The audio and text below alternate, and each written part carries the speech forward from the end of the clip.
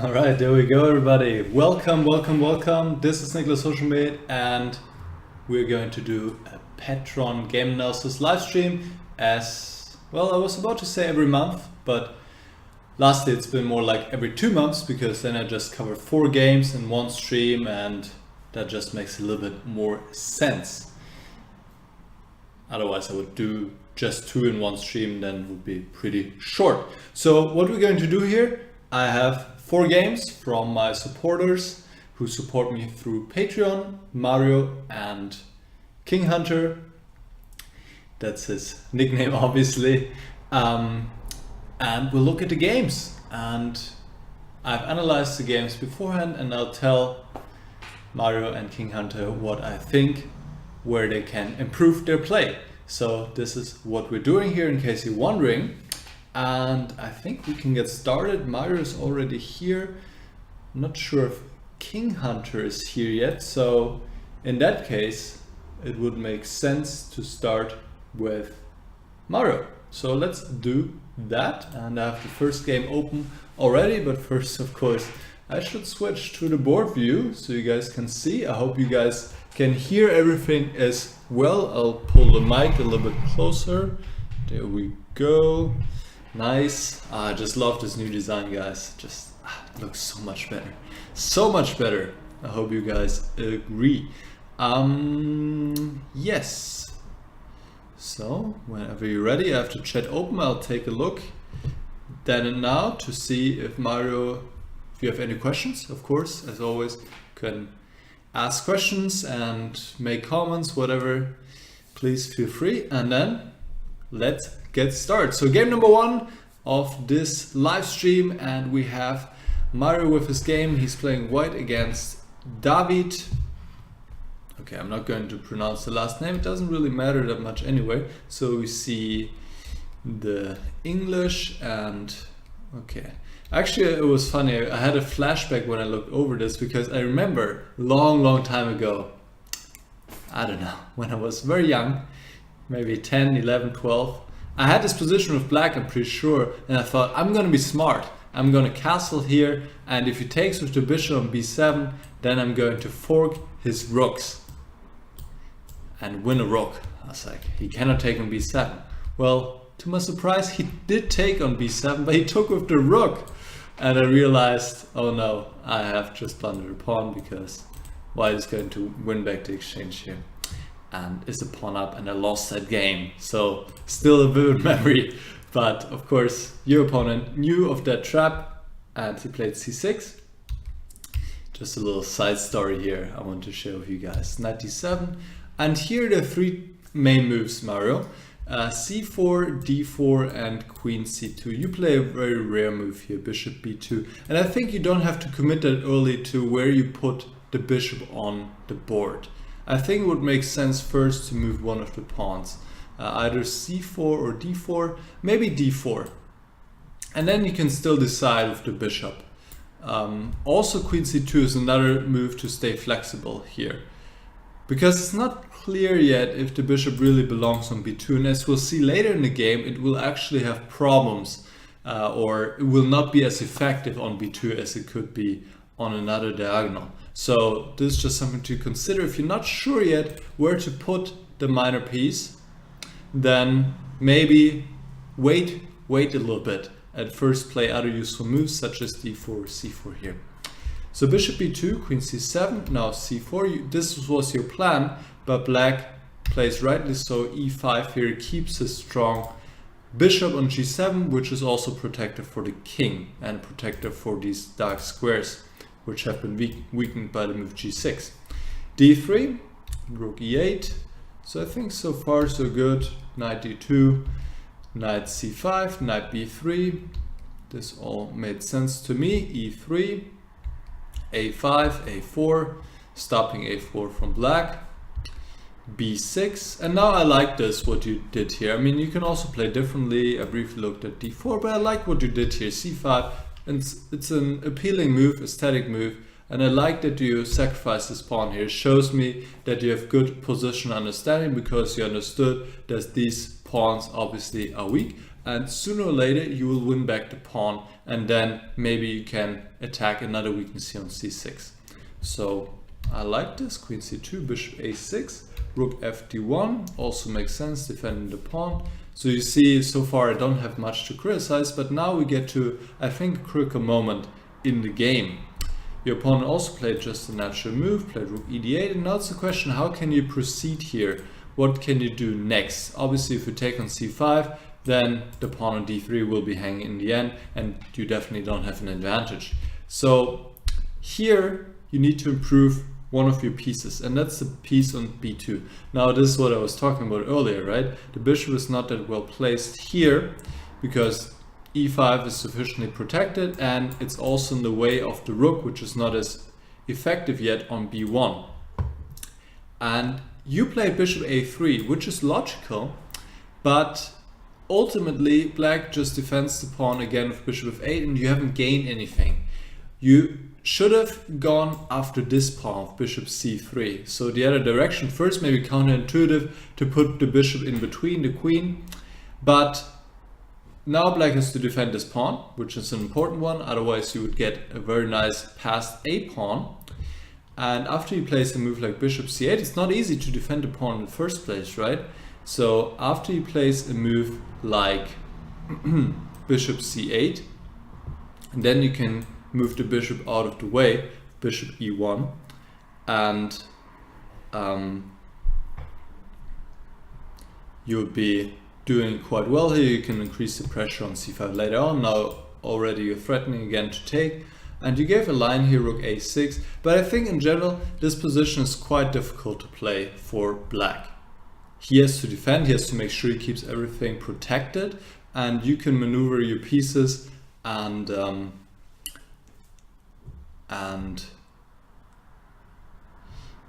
you have very nice play, maybe double on the b file, attack this pawn a5 again. Difficult to play for black for sure. What I was just wondering, maybe you're afraid of c4. Could be, yes. Could be that this was what you didn't like in this position, c4, and black tries to get rid of the double pawn here. So let's have a quick look. So obviously if you take on a5, then black can take on b3, attack your queen. That doesn't seem to work. So you could take with the knight on a5 here, but then black takes with the pawn on d3, also not too appealing. So let's just take back. Okay, black takes back, I suppose. What else can he do? Well, maybe he should exchange one pair of rooks first. Okay, maybe it doesn't matter, but let's just say he takes back, okay? And now I see some options here, but I think one that makes sense is just to take the pawn on a5 now.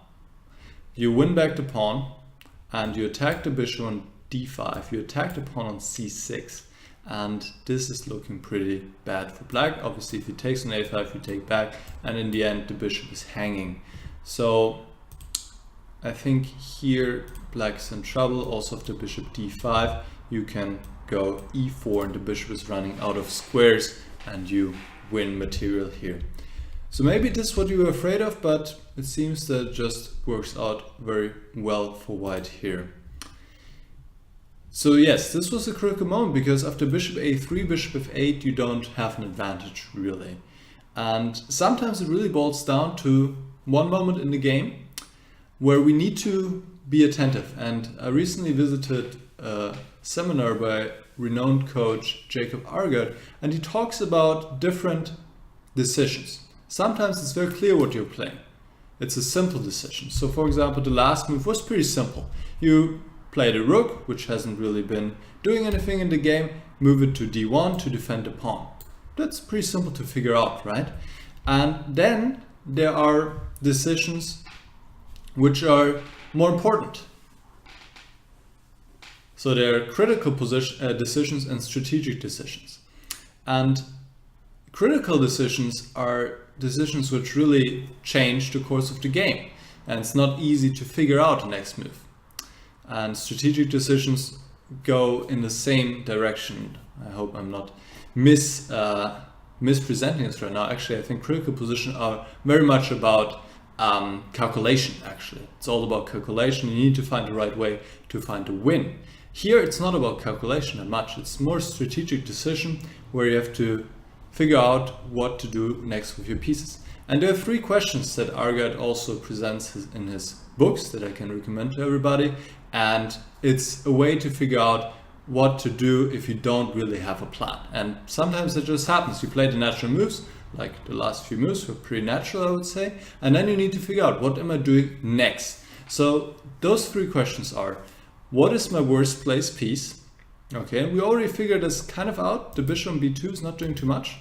What are the weaknesses in the opponent's position?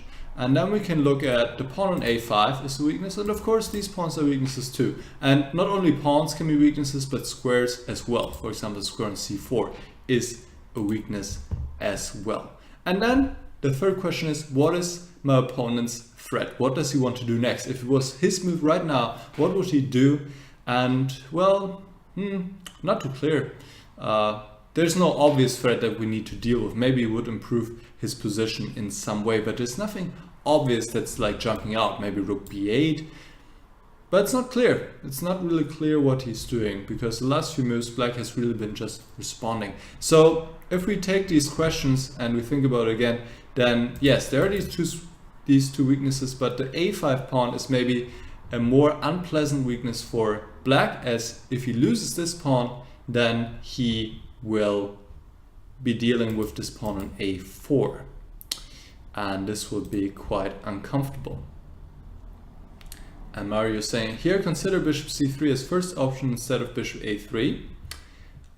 And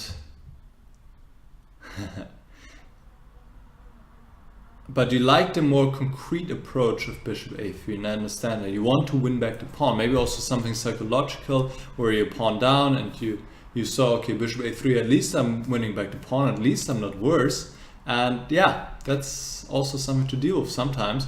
We all like to have more material. That's just how we are. Not just in chess, but in life in general. We like to have stuff, and we need to be aware of that sometimes in our own games, that sometimes it pays out to delay getting back to material. And Anna is saying the old design is better. All right, yes, that's just a matter of taste, but I'm much more comfortable with this design. All right, so let's see the game. Bishop a3, bishop f8 takes, and now we see mass exchanges here. Bum bum bum bum bum bum bum bum bum bum. A lot of trades. We have opposite colors on the board, and obviously you have lost this pawn on d3, you'll now get back the pawn on c6, and the position becomes completely symmetrical. And given that there are opposite colored bishops on the board as well, it is very much equal.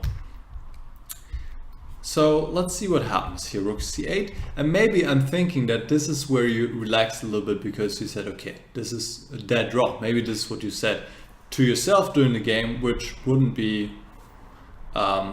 not be a wrong assessment. It is, well, very close to dead draw, I guess. But we still need to make the draw. This is, sometimes we have to remember that we still have to make moves, and we still have to make the draw.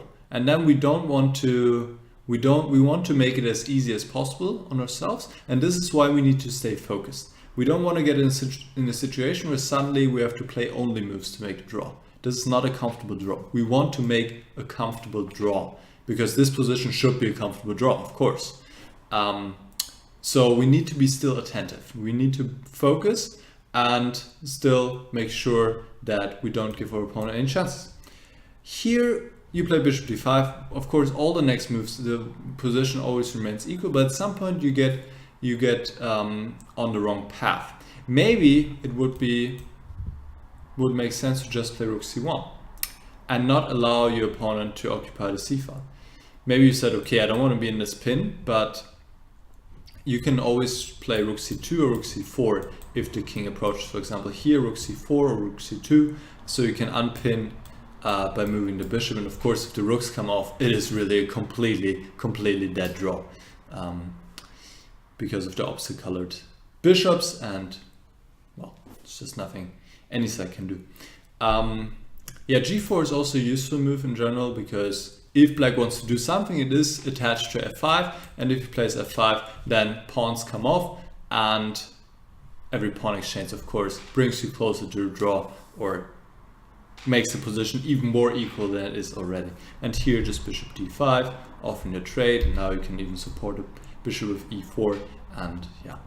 I think in general you stayed a little bit too passive here, maybe because you're thinking in your mind, okay, I can do whatever, it will be a draw anyway. Here you played rook d1, again g4 would be interesting, and maybe even to fix the pawns with g5 if black allows it, why not? It's a little bit tricky to put pawns on the same color as the opponent's bishop, but if he doesn't have a good way to attack it, then it's also fine. He can support the pawn of h4 as well. Rook d1, king e7, again here g4 was possible. Yeah, it seems like you lose some time here with the next bishop moves. Okay, let's see what happens. So far so good. Black does some advance his pawns and plays e4. But here now the next move is you're just waiting, and I think you could have just become more active because black is not threatening anything. The rook and the bishop, yes, they're nicely placed, but you can defend the pawn obviously with the bishop, and your rook can do something. After you played king f1, there's no more bishop e1, so you could just become active here. And then really there's nothing black can do against an active rook. Now what is he going to do? I don't see anything. If check, you just go here, and if bishop e1, you can, maybe this would worry you. Maybe this is what worried you, I understand. Well, I guess you can just play king f1 back actually. For example, I'm sure there are other ways as well, but this would be a kind of cool way to respond because there's no helpful check for black to give here. So the threat is rook c2, which we need to address obviously. So another way would be to play bishop e2, but this is already again, it's not as active as I would like, but why not? I mean, even if you do something like this, what is black doing now? Also the pawn hanging is on h7. Okay, let's just assume it's not hanging, but here you can always give checks, and yeah, I mean, even here, even if black achieves this, just bishop e2 back, doesn't seem like to me that black can make any progress. So I think just activity in general in endgames, as you know, activity is just key. And here you stay passive and just allow black to make some progress, even though position of course remains a draw. And here again, I would just say get active. Rook d8, rook d7, still. Bishop d7, king e5, bishop e5. And now, you know, now we get the situation where it gets a little bit tricky, it gets a little bit uncomfortable. Black wants to play king f3, he wants to go after the pawn. And if you play bishop e2, there's rook a2, going after this pawn. So now suddenly you have to make a precise move. And this precise move would have been to go rook d5 or rook d7, but rook d5 is better. King f3, now you can just play rook f5 of course. And if bishop c5, you play bishop e2. And you just keep your eyes on the bishop, so black cannot go for the pawn, and there's nothing black can do. So yeah, I'm somewhat confused because this is also the 41st move. I'm not sure with which time control you were playing, but here you make a mistake. Maybe you're only looking at king f3, and this is why you play bishop e8 here to defend against with bishop h5. But black also has another way to attack the pawn, and now you don't have bishop e2 anymore, which was usually your defense, and I guess this is just what you missed, because before you always had this bishop e2 move. And now you lose the pawn, and yeah, that's still a draw, but okay, nobody wants to play this position where you're pawn down and you suddenly from a completely equal position have to defend. So, but sometimes that just happens if we have one moment where we're a little bit unattentive, and then suddenly we get into a situation, then we have to do our best to keep fighting and make life tough for our opponent. So here you play rook h2. I would just bring the bishop back to b2. This seems to me the best square for the bishop. It's protected, it's covering e2, which is a square the pawn would need to pass in order to queen, and then just stay with the rook behind the pawn, I would say. And I don't think that black should be able to win this, but of course he can try for a long time, and he probably will try for a long time, and you need to watch out. Because here again, it seems to me you're staying too passive. The rook on the second rank also can be in the way, so this is tricky. King c2. Yeah, king c2 is a mistake. You could actually play rook c2. And again, get active. Play rook c4. Bring a king to e2. What is black supposed to do here? Rook c4 is coming. Nothing black can do. You can give a check. But rook c4 is coming. I mean, he needs to play something like bishop d2. But now you drive the king back. And obviously, game still continues. But this certainly is good news for you if you're getting the king away.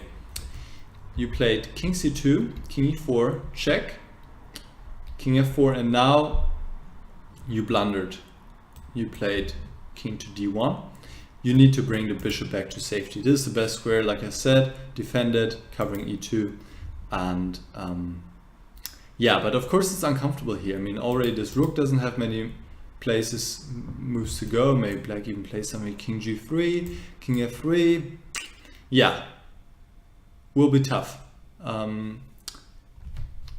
Maybe king f3 immediately as well. This could be a threat of rook a2 sometimes. Yeah, won't be fun to defend it, but you're still holding on, and always gotta make it as hard as possible for your opponent. After king d1, rook d3, it's just game over immediately as you lose the bishop on c6. So yeah, that's of course very unfortunate that you lost this endgame, but I think it's also a great lesson to take away. And I've had my own share of similar painful experiences where I lost also endgames that were just completely equal. And I also won a lot of endgames that were completely equal. And it's just a good reminder for us to remember, game's not over until it's over, until the score sheet is signed. And I like to repeat this point a lot in these live streams because it's something we always tend to forget when we're over the board, and then we have a concentration lapse and suddenly we find ourselves in an unpleasant position and we have to adjust to the new situation, and that's difficult. And we're maybe angry at ourselves, and all of that of course doesn't help when we need to defend, and then more mistakes creep in and we lose a position that we never would have dreamed to lose probably. So good reminder, and always to keep it in our minds, game is only over when the score sheets are signed, when the clock has been stopped, when we are shaking hands with our opponent and all of that, of course. Let me check the chat.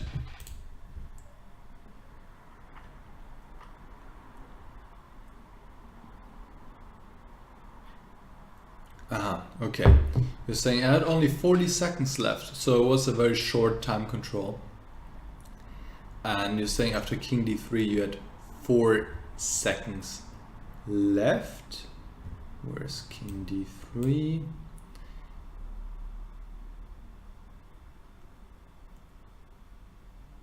King...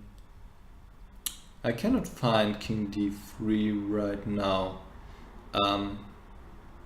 Anyways, you're saying that you had very little time on the clock, and this of course explains also the blunders in the end. But I'm sure when you got to this endgame you still had some more time left, and yeah, I guess this is also where you of course need to look for the mistake, as you should have tried maybe a little bit harder to shut the game down, to just force a draw somehow, so it wouldn't come to this, right? And this is what I was talking about earlier, to when it's a completely equal, then to find ways to make it, to shut down the game, just make it dead draw. So yeah, big lesson here definitely to take away.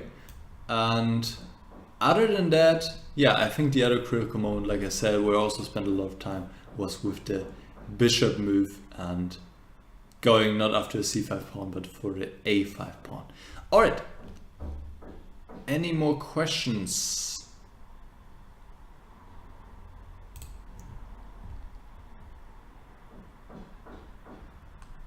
So, I don't think there are any more questions. So let me take another sip and then we'll get to the second game.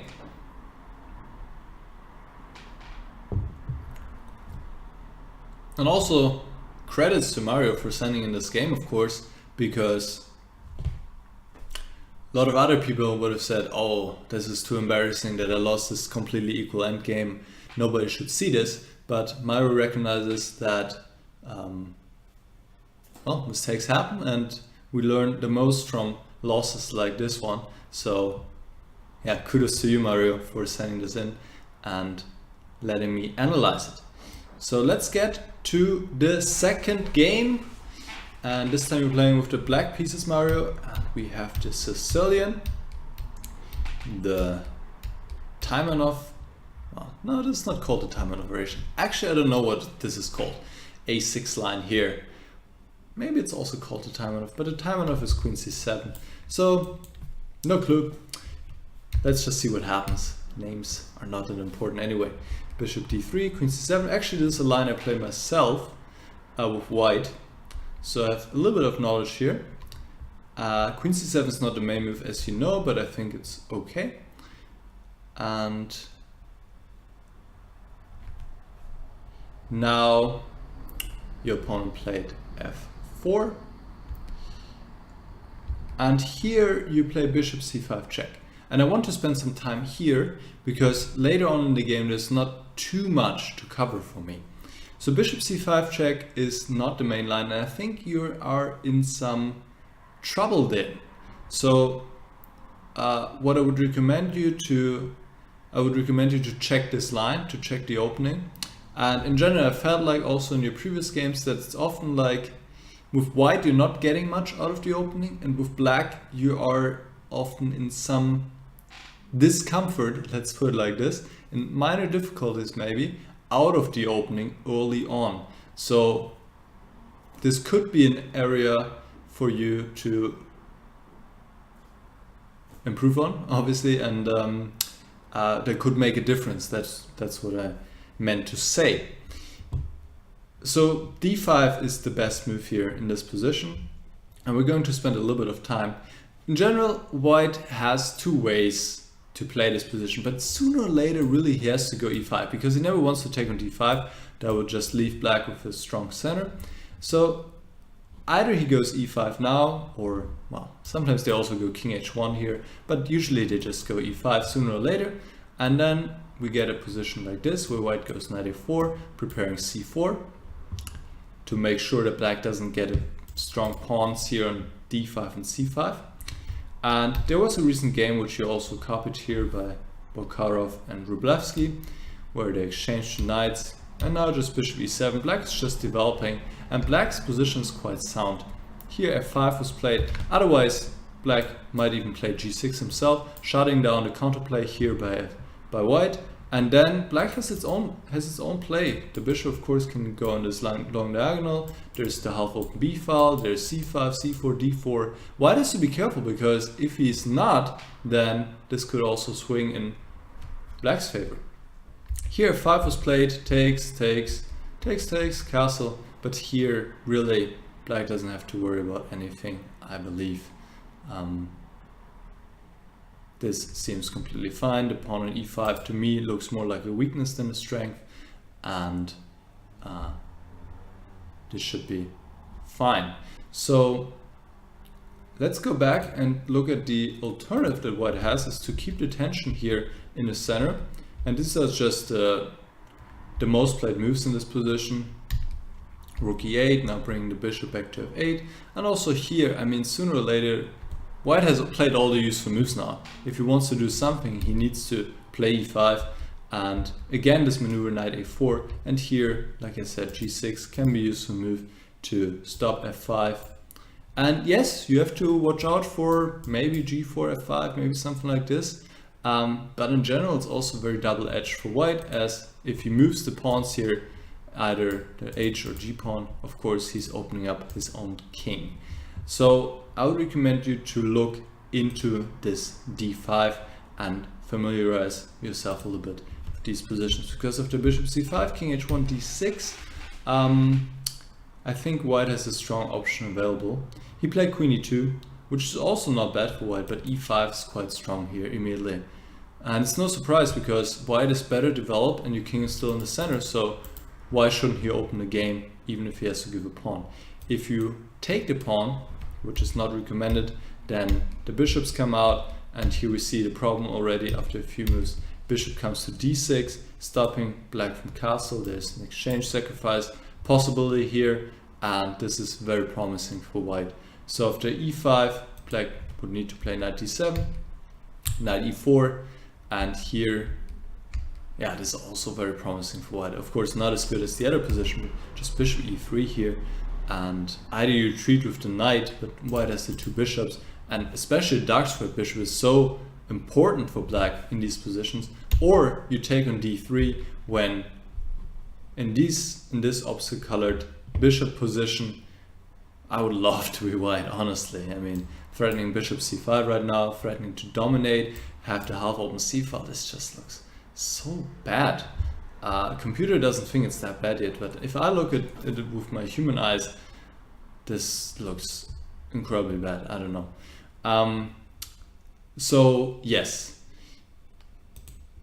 I'm sure you're getting my point. Yeah, you have to be careful in the opening, especially if you're playing the Sicilian, because if white plays with some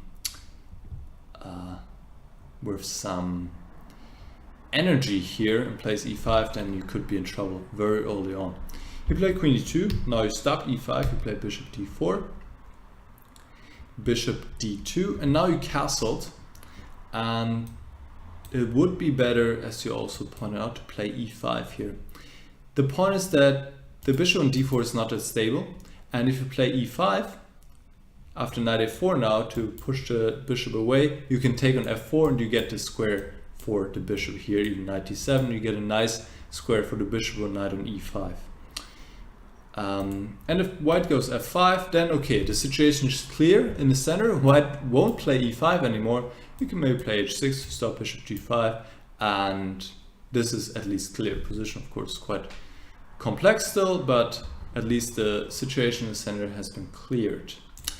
The problem with castle is that here white could go knight a4. Now you wouldn't be in time to play, I mean, you can still play e5, but here you are not in time to get the bishop to e5, and white has some options here.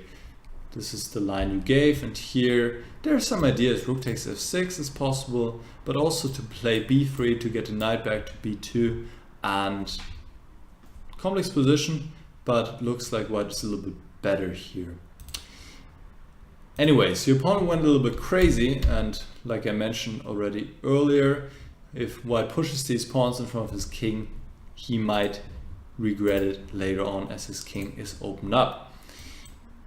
And now you played g6. I think this is a very reasonable move. There was also the option to just let white play g5, just play bishop b7 and knight d7, which is good for black as well.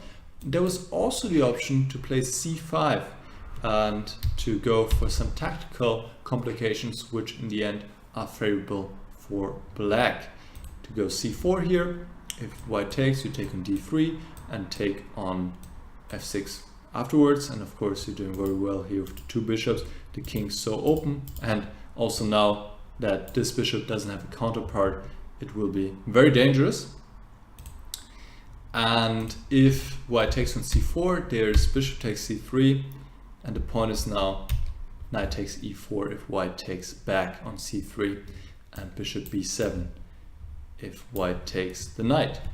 And again, white takes on f6, you take back, and again the weak king here is really a problem for white. So just something I'm curious if you considered this, to play c5 and to find a solution to a position like this. Like I said, g6 is also good. c5 would have been just a little bit better still. Rook a1, bishop b7, h3, c5, and yes, you're playing all the right moves here. Developing, playing c5, opening the bishop, and now you're doing everything right.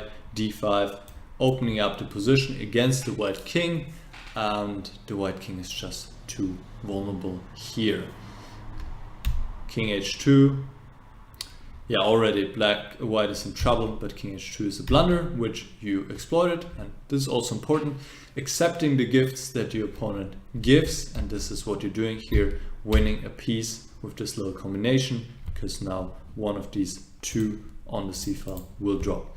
And yes, the rest of the game is not really of much interest. I'll just show it briefly, because you're just a healthy piece up, plus playing against an open king by white, so this is just completely over, and I think you're doing a good job here, practically exchanging the queens, giving white not any hopes, of course, and yeah, it's kind of ridiculous that your opponent is still playing on here.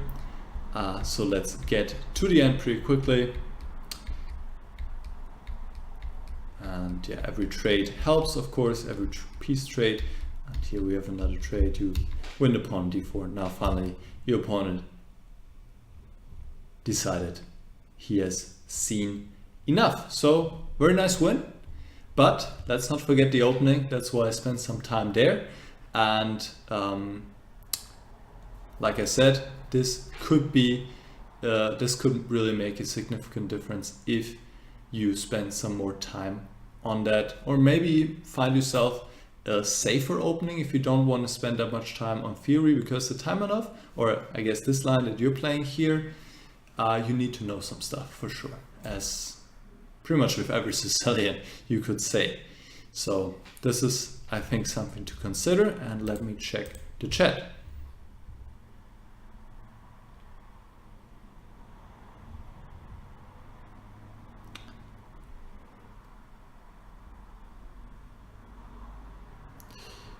All right, Mario. Yeah, instead of queen c7, you're saying in the opening, you could also play d5 immediately. And yes, I agree. This is the main move, and it's also the best move. And yeah, you just need to spend some time with that, and also get accustomed to the different pawn searches, which are quite complex, I would say. It's a kind of unique structure. But yes, d5 is the best move, yes. Maybe I could show you real quick the main line and what I would recommend to you here. Knight f6, rook e1. I mean, this is one of the tries white has, but I think it's the most critical, is to play queen g4 here. And for a long time, g6 was considered to be the main move. But bishop h6 has been proven quite uncomfortable for black. Castle, of course, doesn't work because of bishop h6 as well, and black would lose the exchange. But king f8 is the move to go, and then the queen can be pushed away, possibly with h5, and then we'll see something similar again, where white plays knight a4, c5, c4, and we get this kind of pawn structure here, and complex, but I think black is okay, even though personally I would like to play this rather with white. Anyways, this is where you would need to spend some time on if you want to continue playing this line. Let me see, any other questions?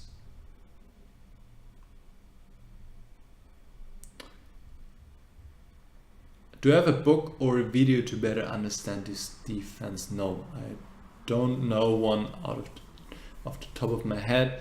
I mean, this is kind of a rare line, because usually most people in this position play queen c7, or maybe knight f6, or d6. But a6, of course, has also been played a lot, but not as much as the other moves. So no book comes to mind right now, or video series. And I'm seeing Talvarone is also watching, which is, well, flattering to me. Hey Tal, hope you're doing well. And there's another question before we get to the game analysis I'll cover next, by, well, I won't pronounce your name, but as you can see by his orange, I think so, yes, his orange. Okay, I'm not sure about that. So anyway, the question is, why are you streaming on YouTube instead of Twitch? I think you could reach far more viewers there. Yes, I'll consider this again. Stiffy. I think it's mostly for my convenience because in that way I have it on YouTube immediately and don't need to re-upload it to YouTube. But think about it. But as I'm not streaming that much anyway, I'm not sure how much sense it would make to stream on Twitch. But yes, you could be right, as we're not having that many viewers here right now, so I could also give it a shot next time on Twitch. So thanks for the feedback and I'll look into this. All right, so let me take a sip. And let's get to the next game, everybody. Game number 3, it's by King Hunter. And I'm not sure if he's here. I haven't seen him in the chat yet. King Hunter, hope you're here. Otherwise, you'll see this later. And I hope that my remarks will be useful to you. So let's begin. King Hunter with the white pieces against pass pawn. And let's see the opening. This is the Greenfeld defense. Main line, c5. Now bishop e3. Okay, there's also rook b1. And c takes c4 is a very rare move here by black. Usually black does not do that, but we're analyzing the game for white, so I won't spend much time on that. Knight c6, rook c1. This was the first moment where I stopped for a little bit. I was wondering if you also consider d5, which is a common motive to give up the rook on a1. And here white would win material immediately, as black hasn't castled yet. White attacks the rook on h8 and the knight is still attacked, so white would get 2 pieces for the rook. So black couldn't be able to take, and then if he plays knight e5, you could just take and play the rook to c1 now, and I think this would also be nice. But what you're doing here is perfectly fine. Rook c1, use the move, occupy the open c file and prepare d5. Bishop g4, and now you play d5. That's great because black's being punished here for not having castled yet. King f8, now back bishop to e2, and so far you're playing very well. Check, king f1, that's also fine. Black hasn't castled, you're not castling, but you have the bishops, you have the pawns, you have the c file, so this is all in your favor. Black decides, okay, let me have something, let me have this pawn on a2 for my other problems here, and he grabs the pawn. Here you make a mistake. You see this option of bringing the rook to the 7th rank, very attractive. Rooks on the 7th rank are usually a good idea, but we have to check if it really is strong, and here unfortunately black has a strong way to deal with it. Let's keep the bishop. Bishop e2 would have been very nice here. The knight is somewhat loose on e5 anyway, it's not on a outpost. It can be pushed away with the pawn to f4, which is actually a threat now. And then if knight d7, rook c7 is so much stronger because you're hitting immediately the knight on d7 and just doesn't find a safe spot. So already not easy to suggest a move for black. Maybe h5 to allow knight g4. h3 would be a move, but already here you could somewhat force matters by a sequence of moves. Attack the queen.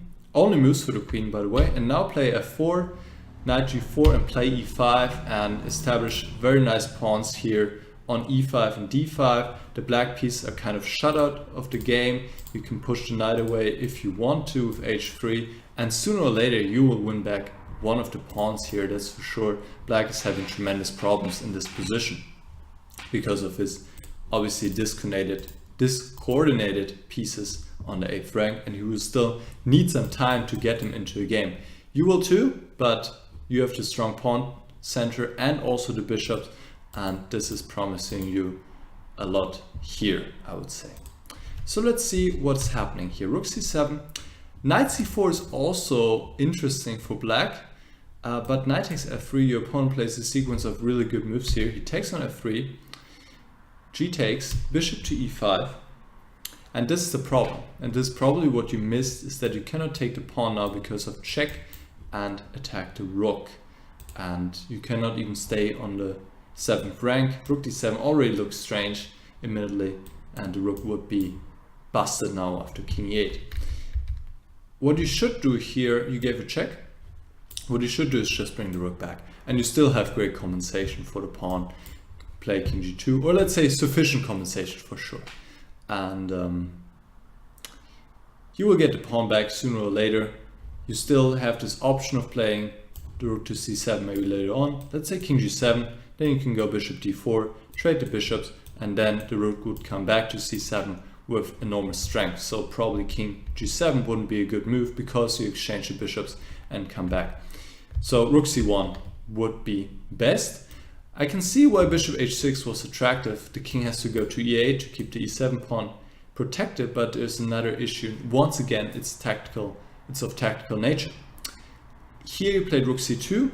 This is a mistake. You need to go rook c1, but the reason why is quite subtle and not easy to spot, and I can't really blame you for that, because this is what happens in the game as well. This is what you had to see before moving the rook, and here you need to see this defense d6 to not lose the bishop, and we'll get to why bishop takes g5 lose the piece later on. This is what we'll see in the game. And the point is here, the rook needs to be on c1 instead of c2, because after queen takes, you can now play either queen b3 or queen a4 check.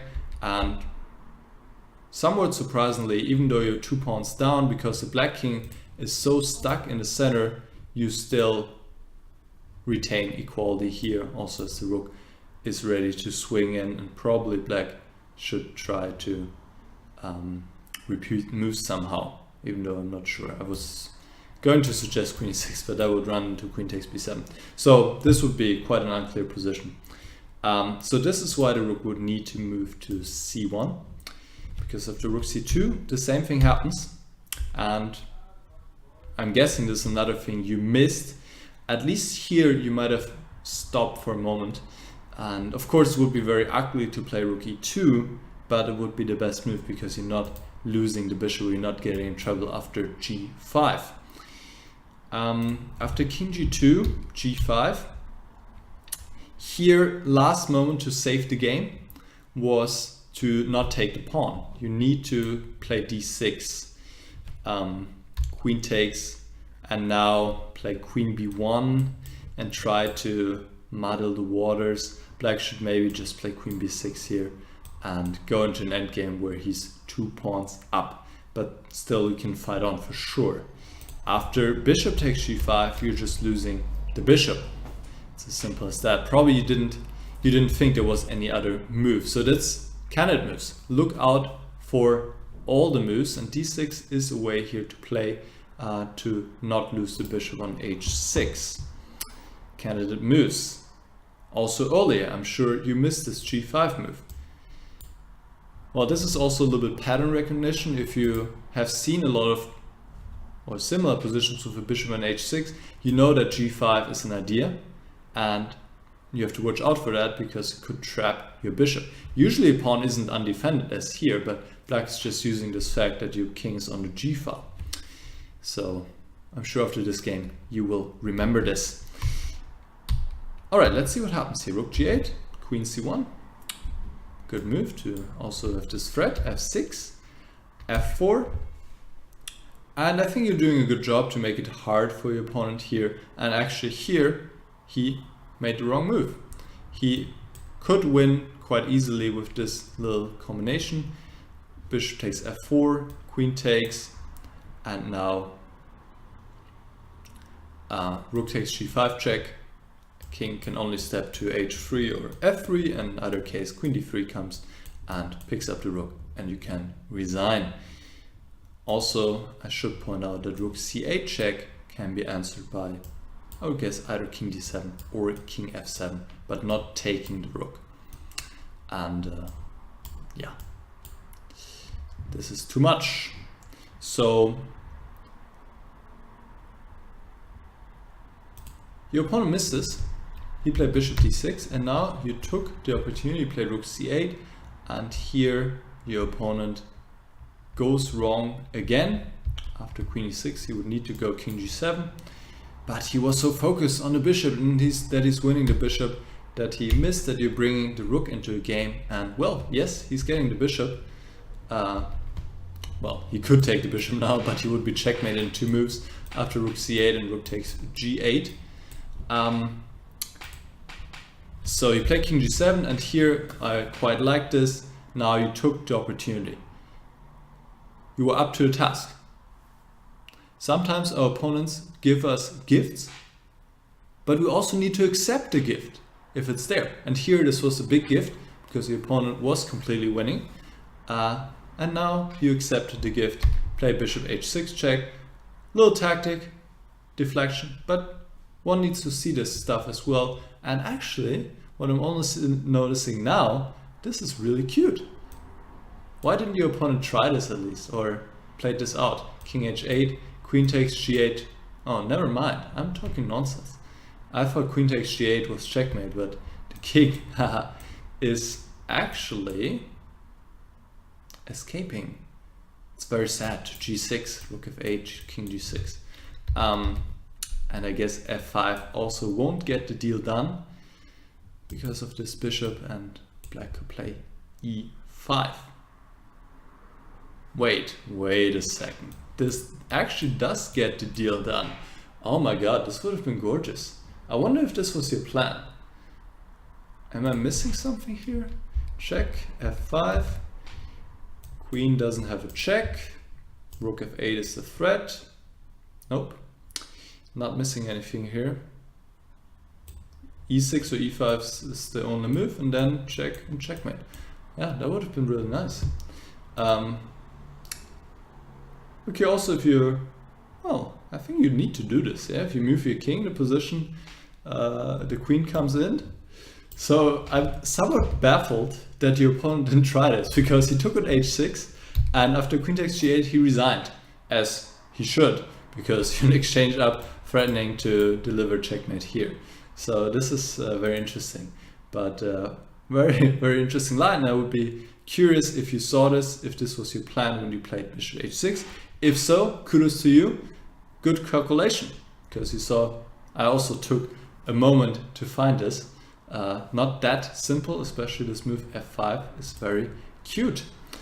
All right, so let me see the chat before I come to the conclusion. Let me see if you are actually here, King Hunter. All right.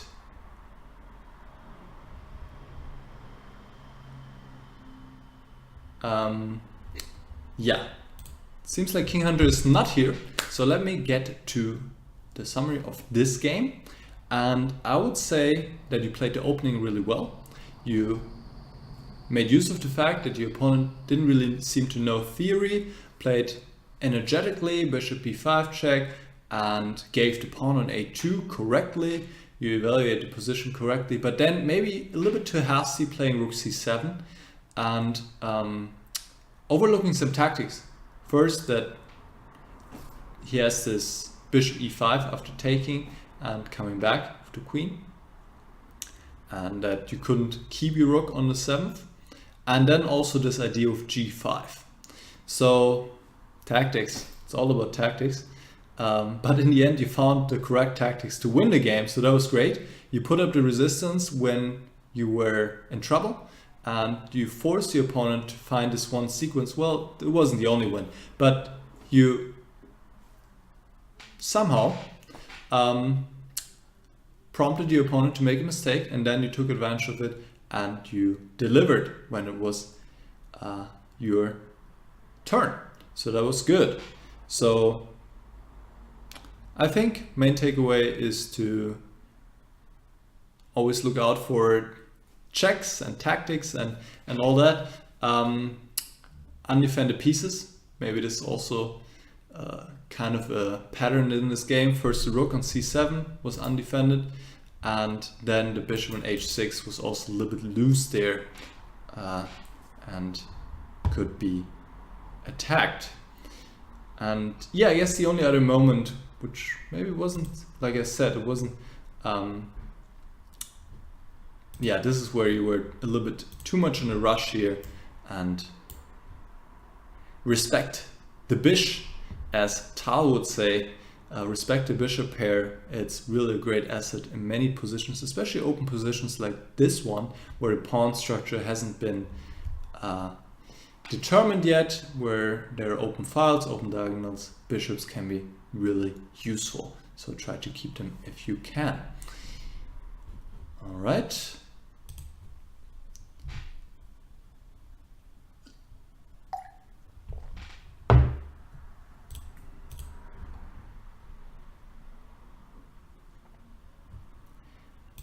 Alright, you guys, game number 4, final game of today's game analysis live stream, and we will see another game by King Hunter, and we have King Hunter with the white pieces against Tactical Wizard. So let's see how this develops. So we have the, I guess, Queen's Indian here, and here Queen C2, and now knight takes C3 is the clear main move, but your opponent plays F5, and I'm not sure if you are still familiar with the position, but actually it doesn't matter. Even if you're not, take a look and see what changed now. Because here you could also move this knight to pin the bishop, to pin the knight on e4, but black has a way to move the knight with tempo attacking the queen. So this is, well, one of the reasons why you play Queen C2, I guess. Also, of course, to be able to take back with the queen on c3. But after f5, you could now pin the knight, and this would be just really uncomfortable, because here black cannot unpin himself with tempo, as after knight takes c3, you take on b7 and you say thank you very much.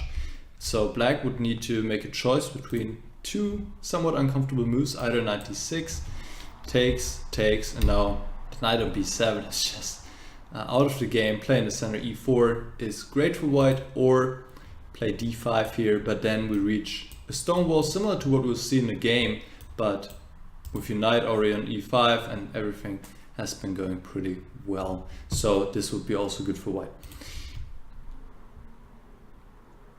Alright, you play b3. Of course, this is a possible move, but yeah, if you have a chance like that early in the opening to get an advantage, to put pressure on your opponent, it's of course nice to grab it by the balls. Takes, bishop b2, knight c6, rook ac1. And I found this, by the way, before I forget to mention, I found this interesting here that you clarified the pawn structure immediately. And I think I like this decision. Otherwise black might play c6, so you could take back with the pawn, c-pawn on d5. But you took on d5 and you knew, okay, maybe later on I can put pressure along the c-file on this pawn on c7. So I like this decision. a6, rook d1, you're playing all the natural moves here, and black doesn't really know what to do, as you can see here, just moving the knight back and forth, no clue what to do in the position. Now you took on c3, here you take with the bishop, which is fine, but I think rook takes c3 would be a little bit more logical to double rooks on the c-file immediately. This is not winning right away, black has ways to defend the pawn with c6, so bishop d6, but just feels more natural to do it this way. And then you can later expand a3, b4, maybe at some point also trade the bishops, something along these lines. But I see what you want to do here, and I respect that. I think it's also quite valid. You want to trade the bishops. Bishop b4, queen e7. Oh wow, yeah, this was a big moment. This was a big moment, and here I guess you didn't take your time. You had this goal in mind, let's trade the bishops, now I can achieve this goal. I've done something for my position positionally, traded the bad bishop, but after queen e7 you could win the game right here, right now. And we need to keep our eyes open, always look for candidates, always ask yourself, am I missing something? Is there something else? Have I looked at all the moves? And if you had asked yourself this, maybe you would have seen that there's rook takes c7, just crushing. The bishop is pinned, this is why he's not defending, cannot take the rook. And after bishop takes b4, rook takes b7, the black position just falls apart immediately with the rook on b7, with the pawn hanging on d5, knight takes b4. It's just everything just collapses completely, and this game would be over very soon. So yeah, great opportunity there to end the game pretty much, and well, we need to keep our eyes open. What else can I say? Takes. Now you play rook c3, which I think is fine, doubling the rooks. c6, knight e5. Knight is of course perfectly placed on e5. And here you play rook c2. You could have taken the pawn, I think. Maybe you were afraid of some counterplay along the f-file and so on, but with your knight on e5, really not much can happen. And this pawn on f2, you can defend it. And black is not ready. He's not ready to create any threats. His bishop is still on b7. He would need to get it to h3 and then get his queen to f3, and then maybe there's some threats, but with your knight on e5 also covering f3, nothing bad should really happen, and you will have the play here with the c-file and be able to trade pieces, and there are not that many pieces left anyway. If you trade maybe one rook or two rooks, black won't have enough attacking potential. So this is what I talked about earlier in the stream in game 1, a critical moment. Can you take? Can you not take?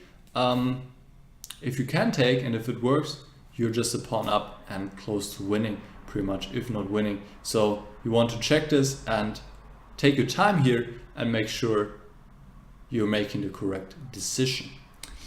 Okay, rook goes back, rook ac8. Here and also the next moves, I think it just makes sense to play b4, a4 to have b5 and a5 as an option. You do this later on, but you waste some time here. I mean, black is not doing too much anyway. Here also b4 right away. Why are you... I'm not sure what this purpose is of a3, as you can play b4 right away. a5, now you played rook a1. Also here again b4.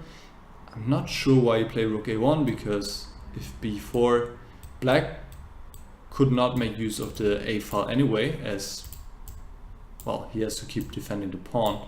So not sure what rook a1 is about. And yeah, I think you should just leave the rook on on c1 here. Actually, best move would be to just come back. And yeah, let's just say black, as he so often in this game moves his knight back and forth, then let's just have a quick look here and see what's going on. Some positions you can see if b5 is working, just have to make sure you have something good after c5, and you can now occupy the a-file yourself, threaten rook a7, and you have ideas to improve your position. Black is just passive, has to wait, his bishop is so bad, his structure is bad, his king is bad. Yeah, tough position to defend for black. Yeah, and here, yeah, you play f3, and that's a move I don't like, because I'm not that scared by the knight on e4. Not that scared. Can stay there, and with f3, you know, with pawn moves we always have to be careful. We can never take them back. Once you have played a pawn move, you cannot take it back. And there's also the quote, every pawn move creates weaknesses. And here, clearly, this pawn move creates a weakness on e3. This pawn is not protected anymore. Also in general, it opens up the king a little bit more. If we ever imagine a rook coming to the first or second rank, we cannot hide that well of the king anymore. So it makes our king weaker as well. So you want to be really careful of moves like that. Unless they really give you something tangible right away, then don't play them. Because it could come back to haunt you later on. This is what we see in the game. So especially moves in front of the king. Yeah, those pawns. H4 would be of course a reasonable move here, but even this move you have to be making sure, just in case if there's some sacrifice, every pawn move is weakening something, so that's something to consider, and especially pawn moves in front of the king, we have to be careful. Knight f6, now you play b4, a takes, and now you take with the queen, and I like the idea behind it. You want to trade queens, and then your king safety also wouldn't be that important, but there's a problem to it, as we'll see.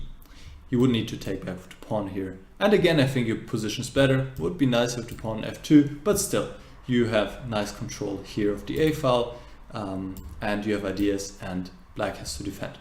After queen takes b4, the situation changes dramatically, because black can play a move that he was dreaming of playing for a long time now to go c5 and to get rid of the weakness. And actually what happens here, he turns the weakness into a strength. He can get a protected passed pawn on c4, and that's not something we're happy to see as well. You can take on c5 because the knight is hanging, so you need to move the queen, and the position has changed so much. Suddenly black has an asset here instead of a weakness. Rook b1, knight d7. Here you took on d7. You can play queen b4 here. This would be better. A queen trade would be favorable for you because your king is a bit unsafe, and also then you could go after this weakness on b6. And if he goes queen e6, you can play f4. And I like this because now black has to decide. Either he takes on e5 and he gives you also protected passed pawn, or he doesn't take and he allows the knight to stay on e5. Also by playing f4, you're opening up the bishop again and going after this pawn d5. So knight takes c7, queen takes. I think you were a little bit blinded here by winning this pawn on b6. And the pawn is not that important. This pawn is important, and that you keep this pawn at bay. And actually by taking on b6, you also open up the b file, which maybe later can be used for black. And now you're losing the threat of the game. Here you should play f4 once more to open up the bishop, get some play against the pawn. You play rook b2, and the rook, look, the rook was perfect on c2. He was doing his job. He is keeping this pawn at bay, making sure it's not advancing. You're moving it to b4 now, and then the pawn can advance, and the pawn is already on c4. It's not that far away from queening, and if we don't restrain the pawn, it can really hurt us here in this position. So the rook was doing his job. The bishop, not so much. So we can play f4, bring the bishop into the game, and position is unclear. Black has great compensation for the pawn. There's also this target on e3. I would prefer to be black probably because he has a safer king and he has this protected pawn on c4, but the position is around equal still. But here now it's going in the wrong direction. Here you would need to keep the rook on e2. Of course, this was not your plan. Play rook e2 here. This looks awkward, but this was needed because of the rook b4. Black is winning already. He played c2 here. He missed his chance. He should go after this pawn already. And now we see the drawbacks, right? This is what I was talking about. Because you played f3, now e3 is a weakness, and here king f2, rook e8, rook c1, c2, and it's pretty much over. There's c1 queen as a threat, and if rook b3, there's bishop a4, threatening c1, threatening the rook. The best thing you can do is here is to play rook c1, but yeah, you lose the exchange, and black doesn't even have to take right away. Maybe he plays rook c6 first. This is lost. So your opponent missed this. He played c2, rook c1, bishop a4, and here you play bishop f1. You need to bring this queen back. The queen needs to help defending. It's not doing anything on b6. It's way too far from the action, which is the pawn e3. Queen a6 was good here to get the queen back to d3, where it's doing a much safer spot, also looking after this pawn, protecting this pawn e3, and position is quite unclear yet again. After bishop f1, however, once again, black could go after this pawn, queen e7, and that would result in great pain for you. But your opponent decided to go after the pawn in a different way, rook c3. And here, okay, it's a tough position. Bishop e5, now you should be again completely lost after queen e7. So computer suggests queen a5 here with the idea that you have this move, rook b7. And that would help you to get some pieces off the board. And if queen e6 here, again going after the pawn, you can still defend with e4 followed by f4. Drastic measures, but you stay in the game here, closing the files. After bishop b5, yeah, now queen e7 would win, because after e4, if we try to do the same now, black can play like this and take on g3, and he wins the rook, and that's game over, because he still has the pawn on c2, which is about to queen. Now he took, and you take back, and here the difference of course is that you can still play queen e2. Position is still losing for you, but a little bit tougher for black now. He needs to find f4 to get the rook into a game, g takes, and now take on e3, and he has a tremendous attack with all the pieces here, and this is game over. But he played rook fc8, and again you have a way to save yourself. Not easy though, but yeah, we just need to keep calculating, keep looking. And here we have the 41st move, so I'm guessing that you had more time again, even though I don't know what time control was. And you could have played rook b2 here. I mean, this is the move you want to play. You want to attack this pawn, chain the black pieces to the pawn, but I'm guessing that you didn't see what to do after rook takes e3, which looks strong, but here you can just take on c2 because you're attacking the rook, and after rook takes e2, you will actually win back the queen like this. So calculation is just everywhere, and in attack, in defense, just everywhere positional play. So we always need to make sure we're sharp. And otherwise, well, black cannot really do that much, and this should be okay for white. So you play king f2 to defend the pawn, but now queen h6, h4, rook e8, f4, queen e6, and yeah, here again you can save yourself or stay in the game at least. I think save yourself completely even by playing rook b2. Rook takes e3 and queen takes c2. I mean, okay, this still looks pretty tricky if I'm looking at it, but I think you're staying in the game here, even though your king is so weak. You played you played queen d2. But now black could once again develop a crushing attack here. If he takes the pawn, now there's rook e2 check, so this time you have to take with the rook on c2. The difference is now you're not controlling e4, so black plays queen e4 and you can resign, because queen f3, rook e1 and so forth is coming, and that's over. But your pawn once again misses the chance. He takes on a3. Now you take on c2, rook takes e3. And here once more you could save the day. Again, it's tactics, as so often in this game. We want to trade attackers, and the way to do this is play rook b8. Nice little tactic here. And then you would have again reached an equal position.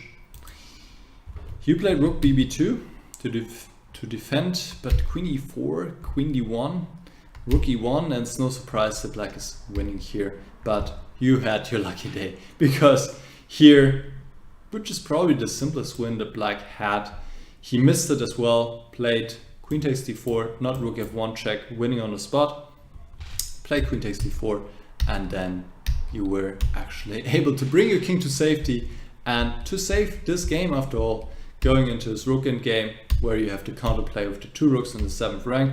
Did a good job here, bring the rooks there, and then a draw was agreed here, as both sides cannot escape a perpetual, wow, how do you say, topsy-turvy game. I think this describes it pretty well. You were first better for a long time in the game, but then you really have to be thankful for not losing this, as your opponent had so many chances to win and he didn't use them. And a draw, I think, is more than is a result you can be very happy with in this game. All right. So definitely a lot to think about in this game. What I liked was your approach, also in the opening, how you fix the pawn structure, then increase the pressure. You could see black didn't even know what to do. You played quite nicely there, but it seemed that you then had the wrong plan. Also, you did very slowly with this slowly a3, b4 and so on, and then preparing it again. And but this was all still fine. I think the big turning point, there were two big turning points for me. Playing f3 when it was not necessary and didn't yield you anything. And then playing queen takes b4, which just changed the nature of the position completely. Black getting a strength instead of a weakness to pawn from c6, moving to c4 and becoming a protected passed pawn. So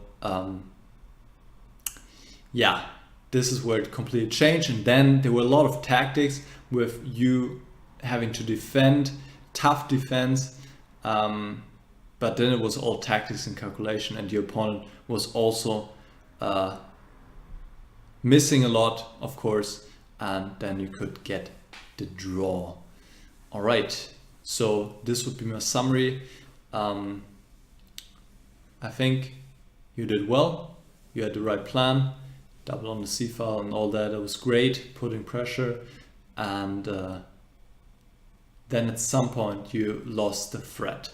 And especially I want you to remember this with the pawn with f2, f3, because in the moment it might not seem like a big deal, it might seem we're completely safe, and at that moment, yes, you were pretty safe, but that's the thing. With these pawn moves, it can come back later to haunt you, and that's what happened here. You just cannot take them back, and the weakness will stay. So be careful with these pawn moves. That's all I want to say. And then, yeah, tactics training, of course, is as always very much helpful and will help you in future games to see these little tactical defensive ideas that I covered here. All right, let me check the chat once more to see if there are any open questions left. Zelda Sound is making a comment saying your videos are better on YouTube. Well, okay, I'll think about this, and thanks for the feedback as well regarding on whether to stream on Twitch or YouTube.